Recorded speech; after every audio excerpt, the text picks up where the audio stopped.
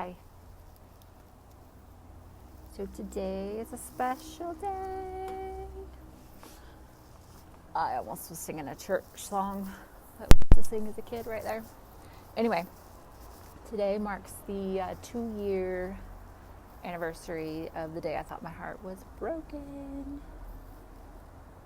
Trying to center myself here. Find my center. So today, 2 years ago, I was dumped in a parking lot. Not dumped like my body dumped, but broken up with. And in his car. And my first reaction was, are you serious? Like, you're dumping me? Like, really? That was my ego. And then my second reaction was, ooh, okay, he really means this. He's serious. And then my third was, I was embarrassed and sad and confused. And I also woke up that day. I realized that I didn't like myself. I didn't even know what self-love was. Yet I was expecting this poor man to give all that to me all the time and love and adore me like I was the greatest thing on earth. But I didn't think I was the greatest thing on earth. So what happened was he came into my life and showed me that I was worth loving and adoring. And I didn't know that. I had no idea. Didn't even know what that was. So feeling that from another person, like being adored by someone, feels so good, right? You want that. And so you once you've had it, you want to hold on to it and squeeze it to death and squeeze the life out of it. And that's what I did. It's exactly what I did. So when I say I had to wake up and look at myself and be like, okay, there's something going on, and I don't quite know what it was.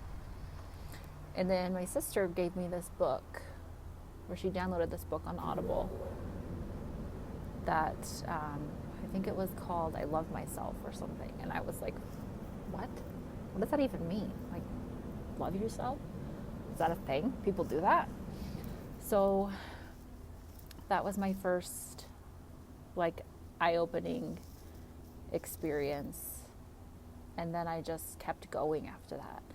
And the first 6 months was straight up tears every single day.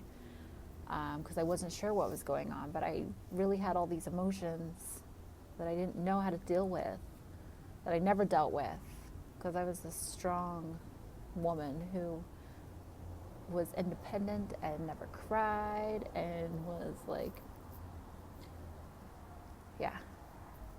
tough. Anyway, tough has a whole new meaning now to me. So that first 6 months after I got dumped was hell. I was a wreck. I was angry, which I didn't think I was angry, but I was angry. I was bitter. I was sad. I was every emotion all in one.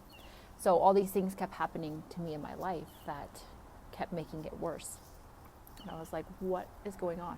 What? So I had to surrender to everything and just be like, okay, this is what it is. Now what? What it was is I was being pushed to better.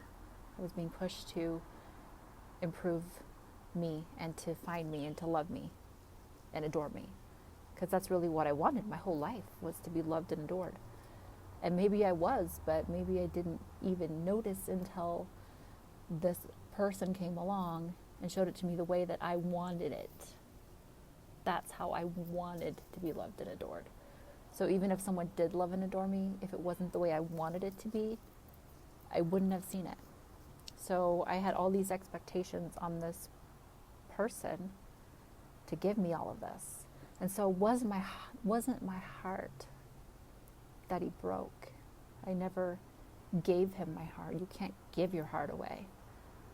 It was my expectations of him always loving and adoring me, and me expecting him to always do that and to be there and not to dump me. That's what it was. So now I love and adore this person in a totally different way. The way that I thought I loved and adored him was not love. It was, you keep giving this to me because I need it, because I'm needy, and you're filling all my voids. That's what it was. So now, like, love is totally different. Like, I have so much love inside me that I don't care who you are. I can love you and love you from a distance if you're, not the easiest person to love. I can still love you. And I don't need anything from you. That's the kind of love I was looking for my whole life, was my own love. And now I can give that love and not expect to get anything in return. And the second I do start expecting something in return, that's not love. That's conditions and expectations and neediness and filling voids. And yeah, it feels amazing to be loved by another person and adored by another person. But it also feels amazing to, I would say it feels even more amazing to just have that all the time. Because you don't feel like someone's not doing their part. Because you're not doing your part. As long as you show up every day to yourself and do your part, then there's no one else that needs to do their part. And I think that someday when if that's what happens, if someone shows me that again, I already have it. So I imagine it could be even greater than what it was that I felt before. So if you're feeling like your heart is broken, it's not. You just got to go inside and love yourself. You're so worth it. Like, think of all the trillions of cells that made you. Like, you're a miracle. There's not one single person like you. Even if someone looks like you, there's not one single person on this planet that's like you. So take that time and just love and adore yourself.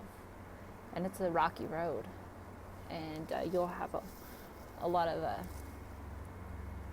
say distractions or detours, or I don't even like to call them tests, but maybe tests, maybe they are tests, just to keep you going and keep you pushing in the right direction. So yeah. So today is a monumental day for me, and I am so grateful for it. Like, when something happens to you and you think it's tragic, there's a way bigger picture than you can even see. And as long as you just surrender to it and go with it and start showing gratitude towards it, even as hard as it is at the time, I know. I promise you'll realize why you needed that. So anyway, have a beautiful day.